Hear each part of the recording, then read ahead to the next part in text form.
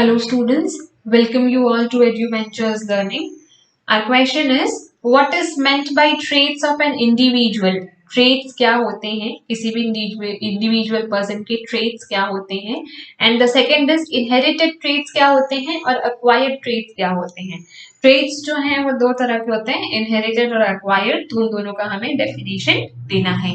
Now the question का answer first वाला जो क्वेश्चन था हमारा कि what is the meaning of traits वो देखते हैं. Recognisable feature of human beings, एक ऐसा ह्यूमन बीइंग का रिकॉग्नाइजेबल फीचर जो कि आप नेकेड आई से देख सकते हो ऑफ कोर्स, और any other organism are called characters. ठीक है, सबसे पहले हम लोग कैरेक्टर्स जान रहे हैं कि किसी भी इंसान का, किसी भी ह्यूमन बीइंग का कोई ऐसा कैरेक्टर जो आप, कोई ऐसा चीज जो आप इजीली नोटिस कर सकते हो, जैसे कि height, complexion, shape of hair, colour of eye, shape of nose, ये सारी चीजें जो है हम लोग अपने पेरेंट्स से लेते हैं. ठीक है, तो इसमें क्या क्या चीजें हैं? हाइट, अगर आपके पेरेंट्स लंबे हैं तो हो सकता है चांसेस है कि आप ज्यादा आप भी लंबे हो. अगर आपके पेरेंट्स का कॉम्प्लेक्शन डार्क है, वीटिश है, वाइट है, जो भी है वैसा कॉम्प्लेक्शन हो सकता है आप भी शेयर करो. शेप ऑफ द हेयर, आपके फादर या मदर का हेयर कर्ली है या वेवी है या स्ट्रेट है या बैल्ड है, तो वो भी डिपेंड करता है.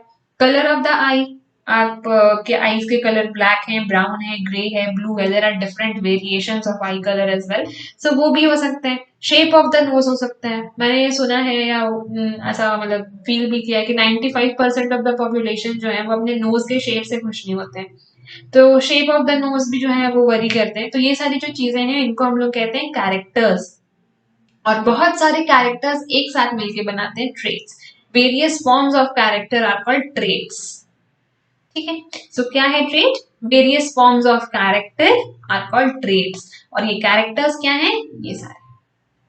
Now, what are inherited and acquired traits? So, inherited traits, those traits which an offspring receive from their parents are called inherited traits. कुछ ऐसे traits जो एक नया बच्चा, जो एक बच्चा of course अपने मम्मी पापा से inherit करता है, उनसे ले लेता है, जैसे कि hair color, आपके फादर का कलर ब्राउन है, ब्लैक है, या आपकी मम्मी का कलर ब्राउन है या ब्लैक है, तो सिमिलरली वैसा ही कुछ आपका भी होगा. तो हेयर कलर उनसे ले लेना, आई कलर उनके जैसा लेना, या मसल स्ट्रक्चर, आपका जो बॉडी है, आपके मम्मी पापा हो सकता है थोड़े हेल्दी हो, वेटेड हो, तो आप भी मोटे हो. अगर हम वो बहुत ज्यादा स्लिम ट्रिम एंड ऑल है तो वो आप भी स्लिम ट्रिम एंड ऑल हो, तो वैसा होना. बोन्स का डिपेंड करता है, आपके पेरेंट्स लंबे हैं, छोटे हाइट है, मीडियम हाइटेड है, वैसे ही आप भी होंगे. तो इस तरह के जो ट्रेट्स हैं, कुछ ऐसी चीजें जो आप अपने पेरेंट्स से इनहेरिट कर लेते हो, उसे हम लोग कहते हैं इनहेरिटेड ट्रेट्स. दूसरे होते हैं acquired traits. An acquired trait is the character developed in an individual as a result of environmental influence.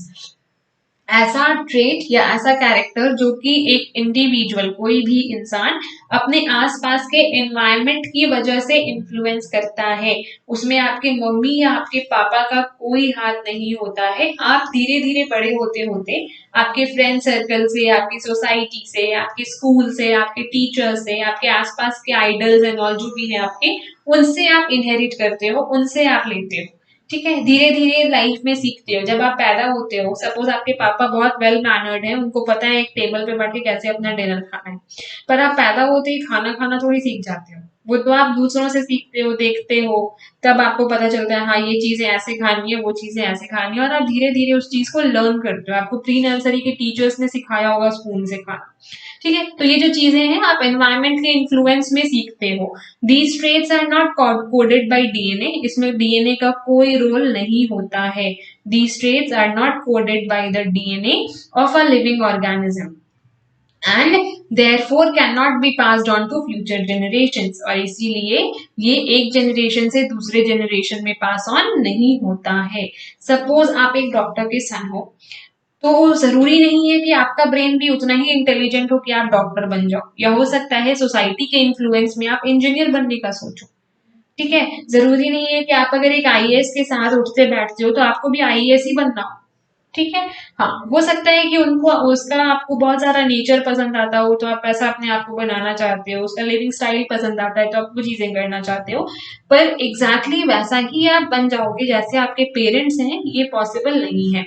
Suppose एक सिंगर, ठीक है, आपके मम्मी या पापा सिंगिंग सीखे हुए हैं, बहुत अच्छी सिंगिंग करते हैं, बहुत अच्छे सिंगर हैं, पर इट्स नॉट इम्पोर्टेंट कि आप भी सिंगर ही बनो. आपको जो मन है आप बन सकते हो। आपको अगर सिंगिंग का जो प्रोफेशन है या जो काम है वो नहीं पसंद है, आप चाहते हो कि नहीं मैं पढ़ लिख के डॉक्टर ही बनूंगा, तो आप जरूरी नहीं है कि सिंगर का बेटा डॉक्टर नहीं बन सकता, बस बन सकते हैं।